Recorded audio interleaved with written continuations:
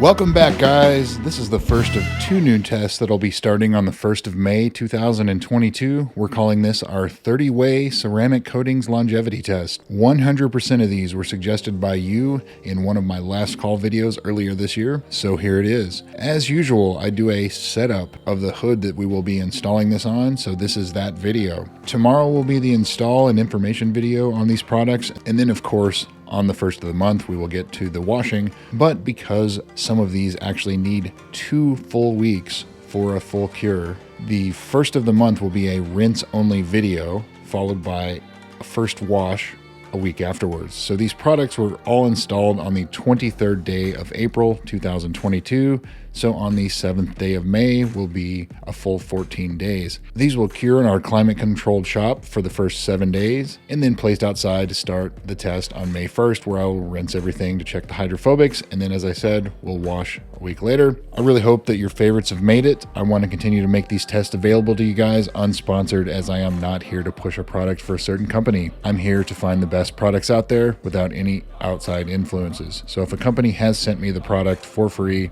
I'm going to let you know that as well. So I went to my local junkyard, started looking for hoods. It's easier said than done here in East Texas because of sun fade, failed clear coats. So I wanted to find a dark hood because it's something that shows up on camera much easier. First up, we're going to clay bar, decontaminate everything. We had washed the hood previously. You can see that there's a little bit of contamination that's there. Really, I figured it would be a whole lot worse. Now we're going to use our scan grip to inspect the paint after clay barring. You can see lots of marring, lots of swirls. Of course, the usual rock chips and things like that. This is a used hood with who knows how many miles on it. Looks like someone tried to use Scotch-Brite pads to remove some bugs or something there. Holograms, all kinds of good stuff. This is Nissan or Infiniti paint. It came off of a G20 four-door compact car.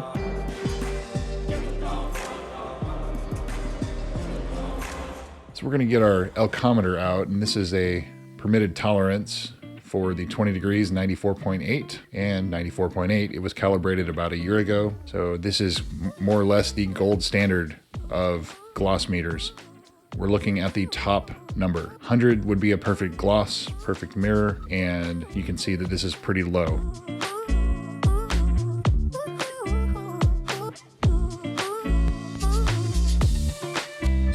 Very low there where someone had used the Scotch-Brite pad, 24. So it looks like the hood has an average somewhere of around 60 to 65 for a gloss level. So to the naked eye, that is pretty dull.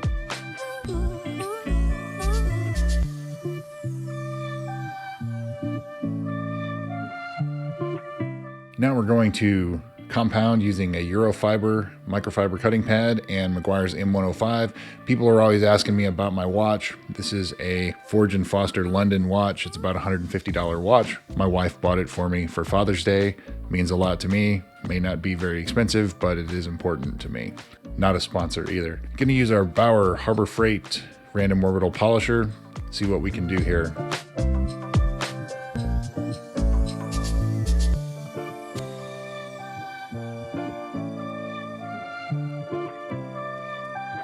You can see here, it's kind of struggling to get the deep imperfections. You can see the unpolished side, there's the polished side. Still a lot of deep imperfections in that. We may try something else here and see. Put the light on it, you can see a whole lot of damage to this hood. Gonna take quite a bit of work to get it at least somewhat presentable. Switch over to the CarPro Denim pad, equivalent of 2000 grit, and a 1997 Harbor Freight rotary polisher.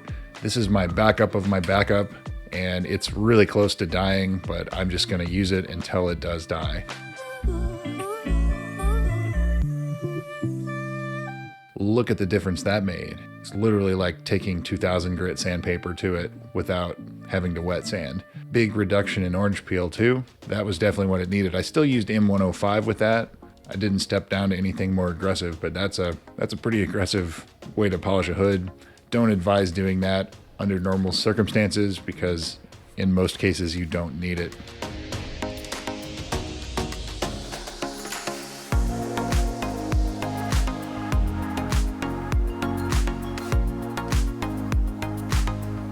Switch back over to the Eurofiber and the Harbor Freight polisher after that, just to be prepared for the polishing stage, fine polishing stage.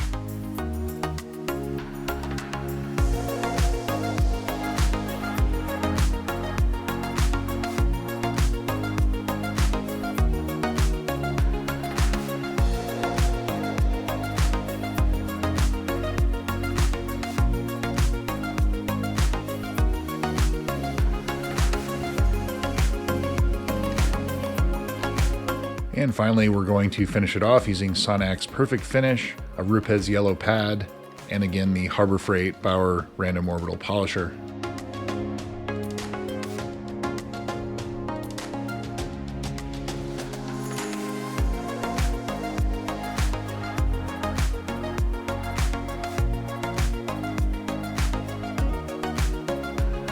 And then of course we will wipe everything off with diluted 35% isopropyl alcohol, 70% diluted 2-to-1, 35%.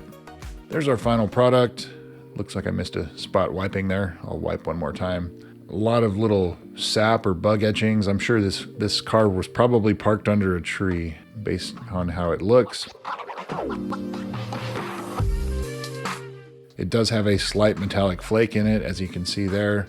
But now our gloss average is up around 84, 85, significantly better, although not perfect. We're not going after perfect here. We just need a proper surface for everything to adhere to. And I think that has been achieved.